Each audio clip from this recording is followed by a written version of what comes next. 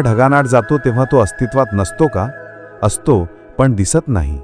त्याचप्रमाणे मी कधीकधी तुझ्या भल्यासाठीच, तुला अधिक मजबूत बनवण्यासाठीच या मायारूपी ढगांच्या आड लपतो.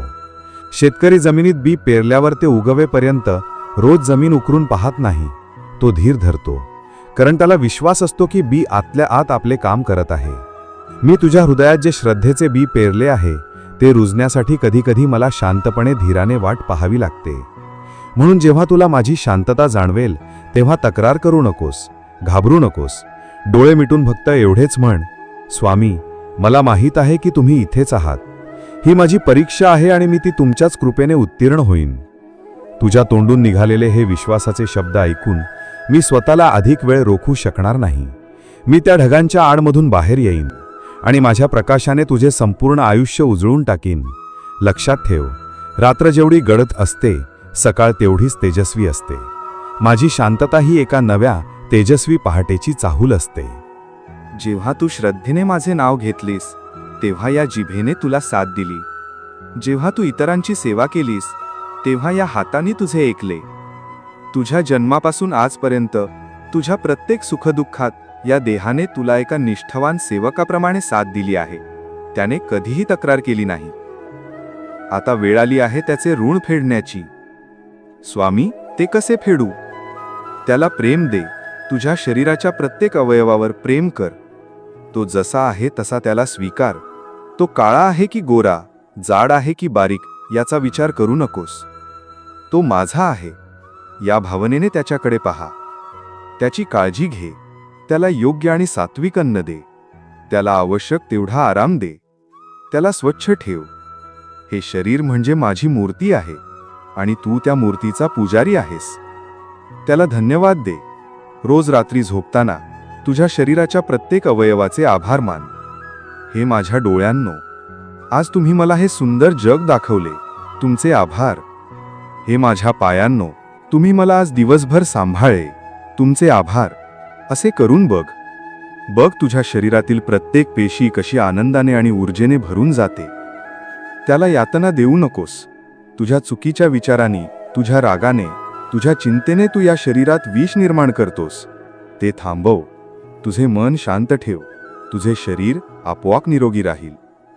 लक्षात ठेव बाळा, निरोगी आत्म्यासाठी निरोगी मंदिर आवश्यक आहे. जोपर्यंत तू या देहाचा आदर करत नाहीस तोपर्यंत तू माझा खरा आदर करूच शकत नाही. कारण मी आणि माझे हे मंदिर वेगळे नाही. आज तुझ्या डोळ्यातून जे अश्रू येत आहेत ते या देहाबद्दलच्या कृतज्ञतेचे असू देत. त्याने खूप सोसले आहे. आता त्याला प्रेम दे.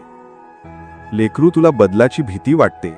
एखादे नाते तुटले, नोकरी गेली किंवा एखादी प्रिय वस्तू हरवली की तू कोसळून जातोस. तू स्थैर्याच्या शोधात असतोस. पण या जगात स्थिर असे काहीच नाही. हे संपूर्ण विश्व म्हणजे माझे तांडव आहे, शिवाचे तांडव. एका हातात निर्मितीचा डमरू आहे तर दुसऱ्या हातात विनाशाची ज्वाला.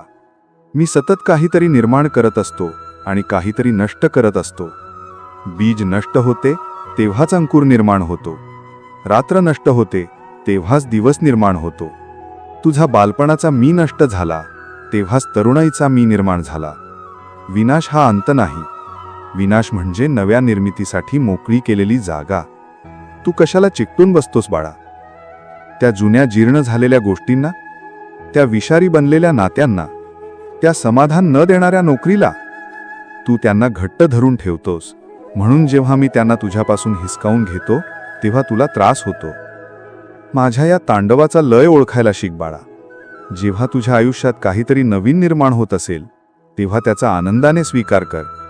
आणि जेव्हा तुझ्या आयुष्यातून काहीतरी जात असेल तेव्हा त्याला रडत रडत निरोप देऊ नकोस. त्याला धन्यवाद दे. म्हण, तू माझ्या आयुष्यात आलास, मला काहीतरी शिकवलेस, तुझे आभार. आता मी तुला मोकळे करतो. जो माझ्या या निर्मिती आणि विनाशाच्या तांडवात आनंदाने नाचायला शिकतो त्याला कधीच दुःख स्पर्श करू शकत नाही. तो बदलाला घाबरत नाही. तो बदलाचा उत्सव साजरा करतो.